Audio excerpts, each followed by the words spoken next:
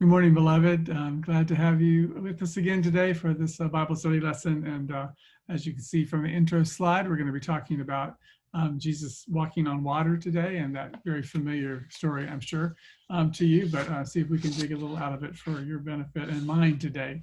So we'll be in Matthew chapter 14.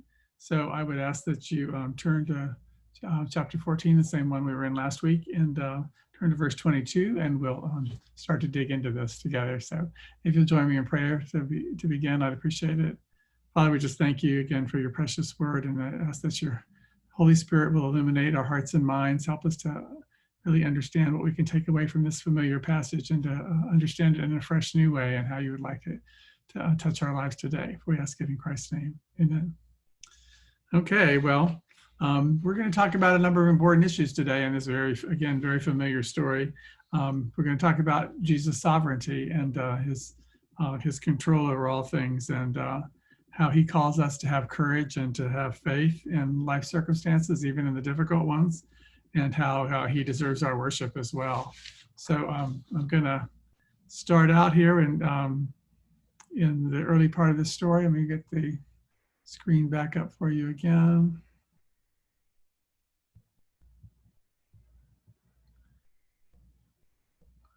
And so we're in Matthew 14, verses 22 to 24. And as you can see, immediately he made the disciples get into the boat and go ahead of him to the other side while he dismissed the crowds. After dismissing the crowds, he went up on the mountain by himself to pray. Well into the night, he was there alone. Meanwhile, the boat was already some distance from the land, battered by the waves because the wind was against them. Okay, so again, we have this is in the middle of the story we were studying last week about the feeding of the 5,000. If you recall, we talked about the fact that he sent the disciples back across the Sea of Galilee, and so that's what's happened here as he's dismissed the crowd, and he goes up in the mountain by himself to pray, which seems like an important thing for us to talk about. So we'll get into that a little bit more later. Just leave you with the thought right now is, why did Jesus need to get away to pray? Is he the Son of God? And so I think that's something we should think about a little bit more today.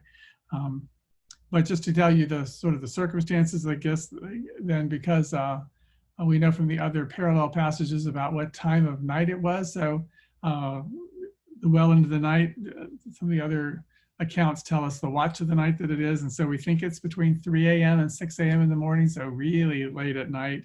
And again, they're well out in the water. People that don't like miraculous events try to figure out if Jesus is really standing by the water's edge or something. But he said that they were well out. It looks like maybe 3 or 4 miles out into the Sea of Galilee, which would be a little more than halfway across, probably at the point that they were doing. And again, the weather is terrible.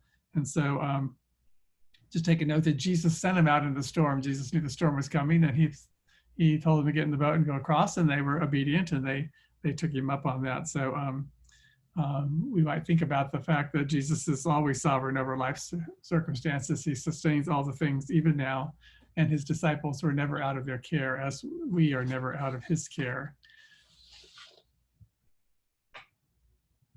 You bring it back to me for a moment here. So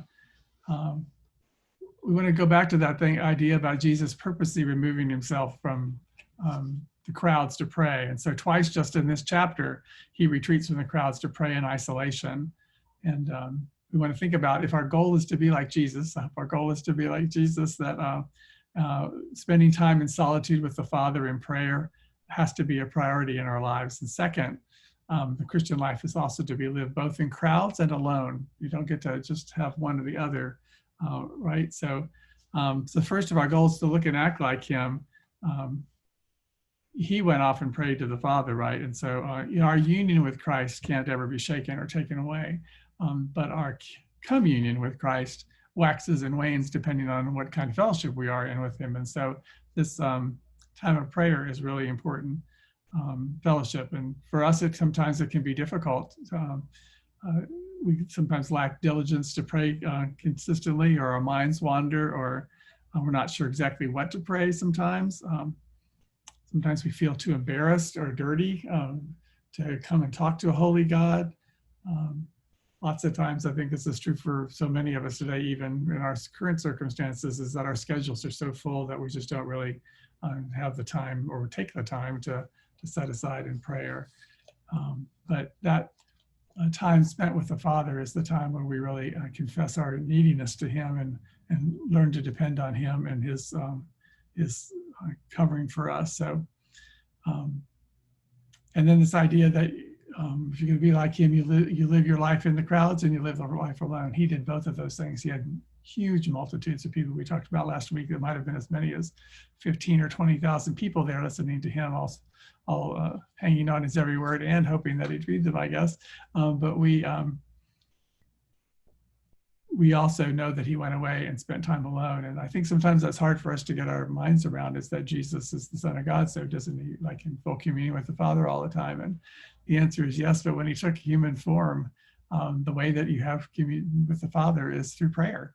And so He did that, and He made that a real priority in His life. And this happens right after he gets the news that John the Baptist has been beheaded. I'm sure he needed to talk to Dad about the circumstances and what was going on. And so we find him over and over again retreating and spending time by himself.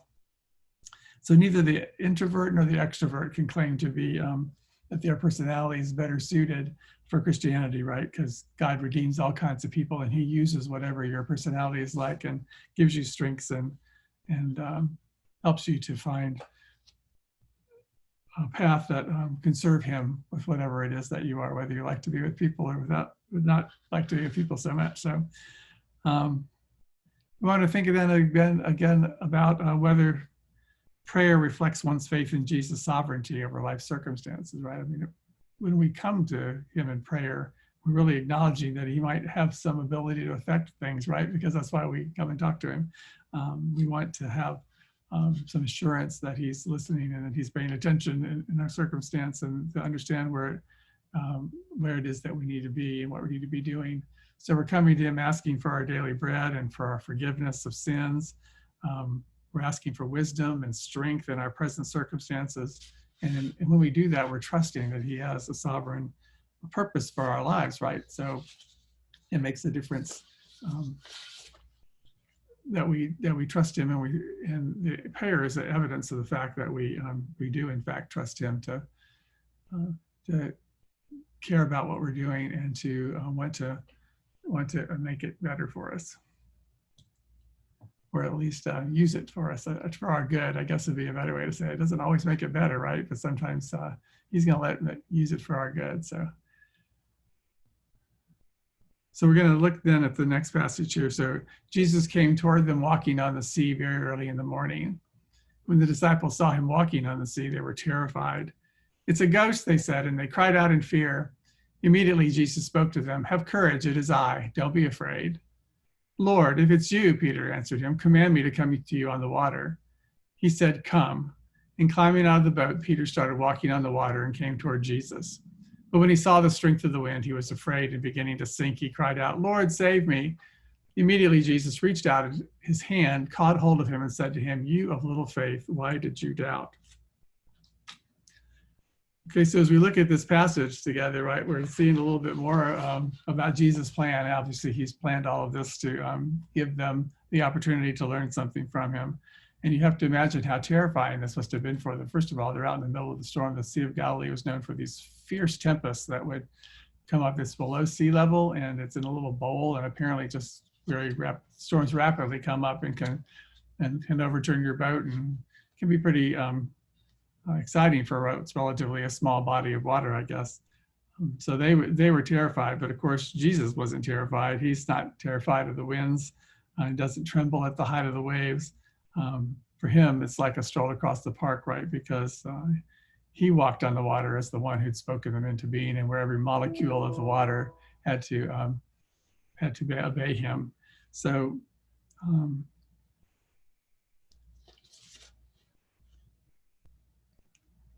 we often think of Peter in this circumstance, and this is often, I think, in our self-righteousness, we always like to think, well, this is a good lesson about how Peter, he lost faith, and he looked away from Jesus, and all those things are true, of course. But what the most amazing thing is that Peter was faithful enough and trusted Jesus enough to do this to begin with. I don't know about you. I don't think I would have been saying, "Oh Lord, let me come walk to you on the water." So, Peter exhibited an amazing amount of faith to step out of the boat to begin with. And as long as he kept his eyes on Jesus and continued to trust him in that, he was able to continue to walk on the water just as Jesus was. But as soon as he started fearing the waves and the strength of the winds and was diverted by that, then he began to sink. So we're going to take a quick look at one of your fill in the blank things, and we'll come back to this discussion about Peter and Jesus telling him, you know, you have little faith, why did you doubt? Of course, Peter was really the most faithful of them, right? Still wasn't enough faith to keep him above the water because his doubt really did him in here. But we'll get back to that in a second. I'm going to flip over to this fill in the blanks if you have your Sunday school material about God's omnipotence, because this is one of the ways that we know Jesus' authority is when we see these stories. And a lot of modern people like to dismiss the stories of miracles in the Bible as being just fairy tales that are made up, but these are accounts that are witnessed by multiple people and written down by multiple people at different times, reflecting on the same circumstance. So, you know, it passed muster in a court today to tell people that this event really happened. And it shows that God has power and authority over the universe that he created, from the largest solar system to the smallest particle. Again, even the atoms of the water had to obey Jesus when he wanted to walk on them. So as Christians, we rest in the belief that the God who has all power is good, and we gain great comfort by knowing that an all-powerful God is working for our good and our joy.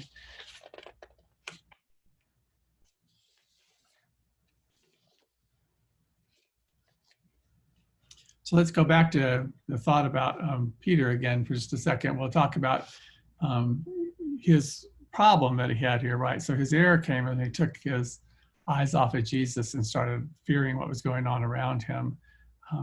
But again, that fear made him sink like an anvil. But before that, he got greater faith that his obstacles would overtake him, and these obstacles would not overtake him, and that Jesus had the power to save him. But first of all, again, I really have to admire Peter for having the courage to get out there to start with, but having taken his eyes off of Jesus and begun to sink, he did something that I think one of the most important parts of the story. I think we always talk about, you know, Peter's failure, but I think the big piece of this story and the most important piece of it for me is, what did Peter do when he realized he failed? And he could have said, oh, I'm a miserable failure, and continued to sink into the sea, right? Or he could have said, I'm not worthy. God's never going to be able to do anything with me. Look at me, I'm sinking in the water. And he did continue to sink in the water. But he did the one thing that could make a difference. And he turned back to Jesus and said, Lord, save me. And so I think this is a great illustration. I'm sure it's why it's here. Some people call this like a parable in real life, because parables, you know, are made up stories about just for illustrative purposes. But this was a real life story that Jesus had arranged, apparently, so that we could learn this lesson from him. And that is, if you have faith and you doubt and you get into trouble, the way out of that trouble is turning back to Jesus and calling to him for help, because he will not abandon you and he will not forsake you. And he does love you no matter what you've done or might do, or how worthy you think you are or not. He really cares, and he really loves you, and he's going to reach out to you. He is not going to let his treasures sink into the sea, and he considers us his treasures.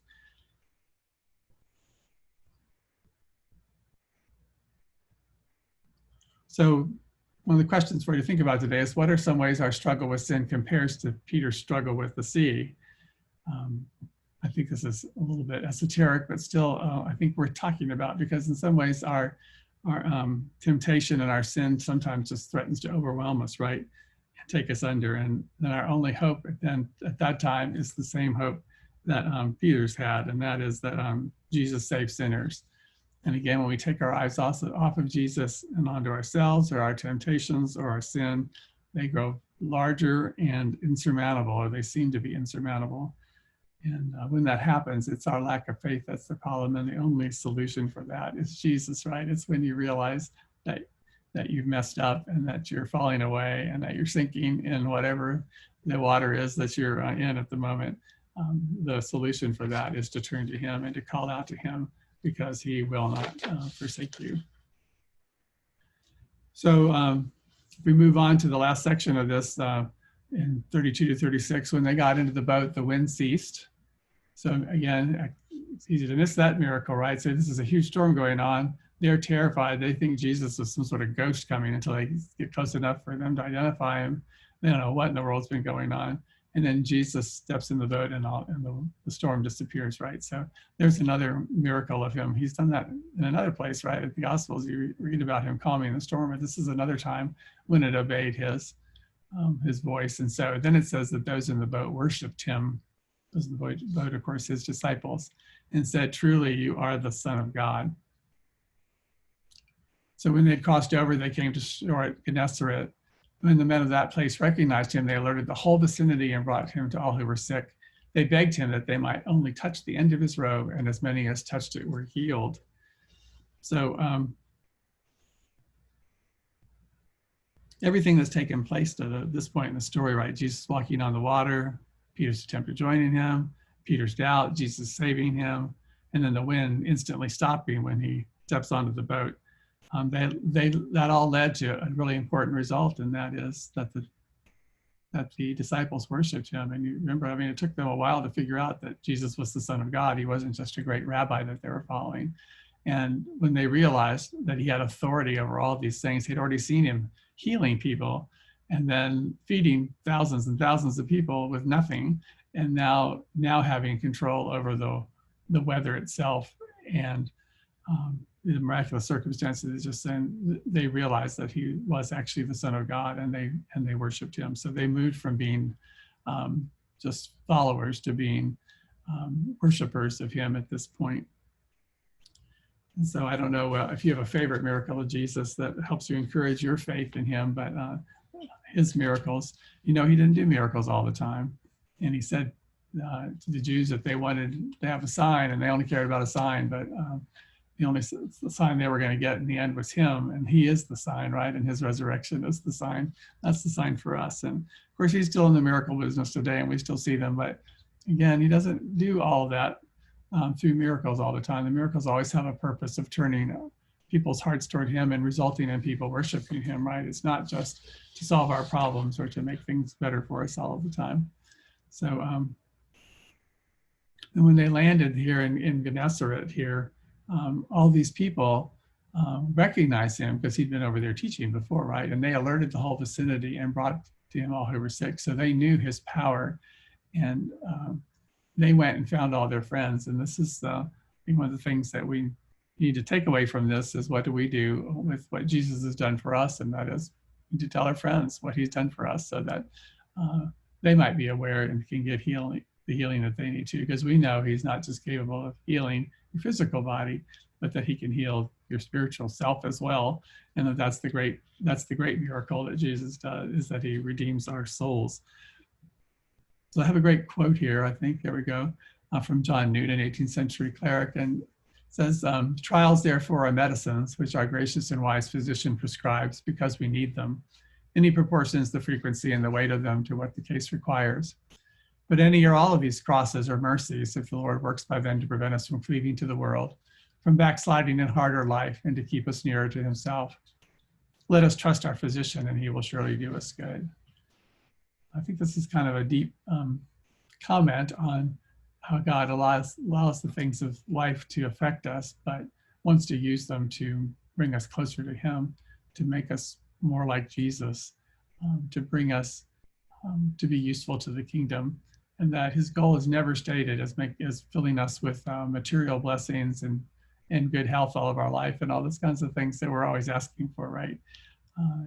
This comment describes how that these crosses can really be mercies if they prevent us from cleaving to the world or from backsliding, and if they keep us nearer to God himself. So I'd suggest that you think this week about, as you go out from this lesson, is about how God used trouble in your life, as well as the blessings that you think of as the material and physical blessings that he's given, and how has he used those to achieve those purposes, which are really his purposes. So might ask you if you have experienced the power of Jesus so that you can share his good news with others. I don't know about you, I find it difficult in our culture today to even have the opportunity to share the good news sometimes, but whenever you have that opportunity, to make sure that we take advantage of it and that we speak up and say, when people say, well, how can you handle this? And I think one of I'm sure there's hundreds of things that might come to mind for you, but one thing is I think having sort of peace in the time of COVID, right? I mean, COVID is a serious concern and it's a real issue, and we have loved ones that are at threat, and it's a serious thing in our lives, but we know that God has got this, that whatever he allows has been sifted through his fingers before it gets to us, that whether he takes it away, takes the unpleasantness away from us, or whether he wants to use that to bring us closer to him, or to trust him more, or to let go of the world more, we know that we can trust him. So if people know that you're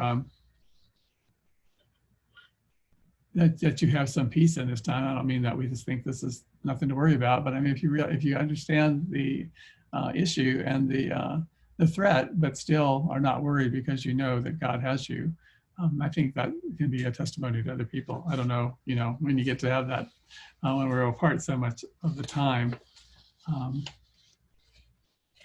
So just as a few wrap-up thoughts, I thought one of the things that the lesson material had at the beginning was a discussion about keeping, the old saying about keeping your eye on the ball when you're playing baseball. And it's good advice, I think, for any sport, really, to keep your eye on the ball. But I think about today about what circumstances serve us to distract us from keeping our eye on the ball. If we think of keeping our eye on the ball as being focused on Jesus, so how does, what are the things that take us away from that? So there could be lots of things. Certainly, we just discussed all this turmoil with the COVID health crisis, right? I mean, that's something that can pull our eyes off of him. Financial struggles, health struggles, temptations that we might be struggling with, conflicts in our relations. I think, people are bottled up together for long periods of time that they're not normally doing, and that can lead to some stresses and other concerns. And so, and even though these are mostly sort of bad things, but when things are going really well, right, we can sort of take our eyes off of Jesus, because his blessings are so amazing, and we sort of get sort of wrapped up in all the great stuff in our lives. And so we can be like Peter and take our eyes off of him and then start to sink again because of that. So as I leave you today, I'll let you think about a few things. As usual, I have a few questions for you. So how does the power of Jesus as the Son of God instill faith in you for facing life circumstances? We don't always think about these miracles and things, but they do demonstrate that Jesus, he has the authority over anything he needs the authority over.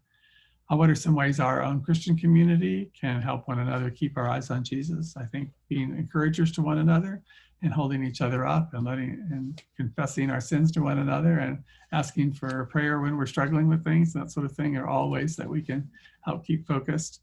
And then how can you use your personal experience of spiritual restoration through faith in Jesus? How can you do that to pursue the good of other people by sharing that with them as well? So that's all I have for you today. I hope you have a wonderful week, and hope you can join us again next week for this time together. And so I hope that you are all continuing to thrive in the time of COVID and finding ways that God is working even in challenging times, and maybe not your choice about what you're doing or how you are or where you're living or how you're working or any of those things, but that he's got that and he can handle that, and he's got work for you to do.